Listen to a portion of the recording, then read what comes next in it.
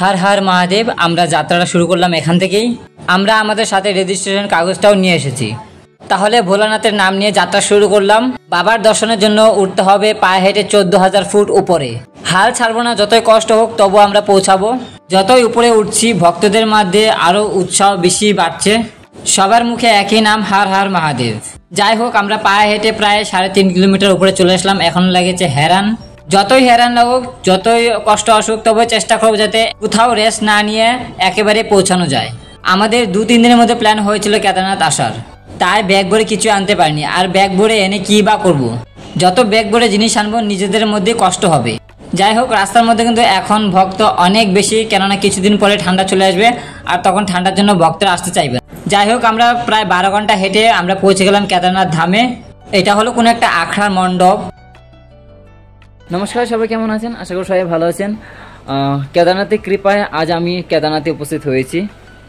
কেদারনাথে আসার আমার একটা স্বপ্ন ছিল, যেটা আজ পূর্ণ হতে চলেছে। যাই হোক, কেদারনাথের কৃপায় অনেক কষ্ট করার পর আমরা মন্দির চত্বরে পৌঁছে গেছি। এটাই হলো সর্বসাধারণের স্বপ্নের একমাত্র স্থান, কেদারনাথ ধাম। অনেক ভক্তদের মধ্যে স্বপ্ন আছে যে একবার হলেও তাদের জীবনে এই কেদারনাথ ধামে আসতে চায়। এখানে কিন্তু কিছুক্ষণ পর পরেই ওয়েদার চেঞ্জ হয়ে যায়। একটু আগে পরিষ্কার ছিল আর এখন ঘন কুয়াশায় ঢেকে গেছে পুরো মন্দির চত্বর। কেদারনাথ ধাম হলো উত্তরাখণ্ডের 4টি ধামের মধ্যে একটি ধাম। আর 3টা হলো গঙ্গোত্রী, যমুনোত্রী আর বদ্রীনাথ। যাই হোক, আশা আছে কি বদ্রীনাথে যাওয়ার। এবার বলি কেদারনাথ আসার জন্য কিভাবে প্রস্তুতি নেবে। আপনাদের ব্যাগের মধ্যে প্রায় 2 জোড় করে জামা কাপড় নিয়ে আসতে পারেন। তারপর হলো রেইনকোট বা ছাতা আর শুকনো খাবার। কালকে এসে দর্শন করে নিয়েছিলাম। এখন যেহেতু অনেক কুয়াশা পড়েছে, তো স্নান দান করে বাস মন্দিরে এসছে। আর অনেক ভিড় আছে সকালে।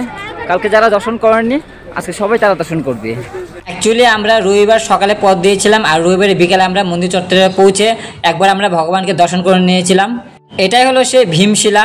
এই একমাত্র ভীমশিলা 2013 সালে যে ভূমিকম্পটা হয়েছিল, এই ভীমশিলায় পুরো মন্দিরকে রক্ষা করেছিল। আমি জানি না, হঠাৎ করে এসেছি আর হঠাৎ করেই আমার এই 4 ধামের মধ্যে একদম কেদারনাথ দর্শন করা হলো। জীবনটা সার্থক হলো। যারা যারা এসেছেন কমেন্টে হর হর মহাদেব বলবেন।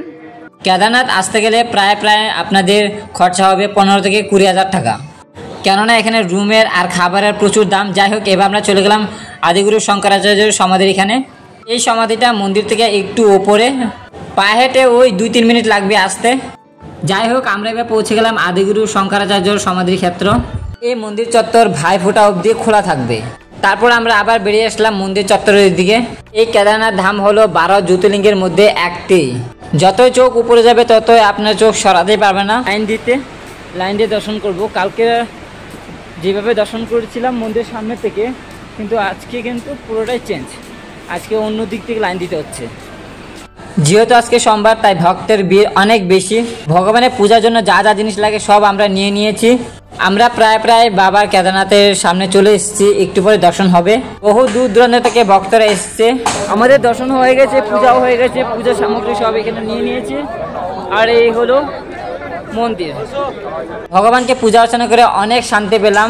ভগবান যদি এইভাবে মনের মধ্যে শক্তি যোগায়, তাহলে আমি প্রতি বছরই আসবো বাবার কেদারনাথের ধামে। পুজো দেওয়া শেষ, ভগবানকে বিদায় জানিয়ে আজকে আমরা এখান থেকে বেরিয়ে পড়বো। যত তাড়াতাড়ি পারি আমরা সীতাপুরে চলে যাব। তাহলে ভিডিওটা আজকে এখানে শেষ করছি। ভিডিওটা কেমন হয়েছে কমেন্টে নিশ্চয়ই বলবেন। ভালো লাগলে লাইক করে দেবেন। সবাই সুস্থ থাকবেন, ভালো থাকবেন।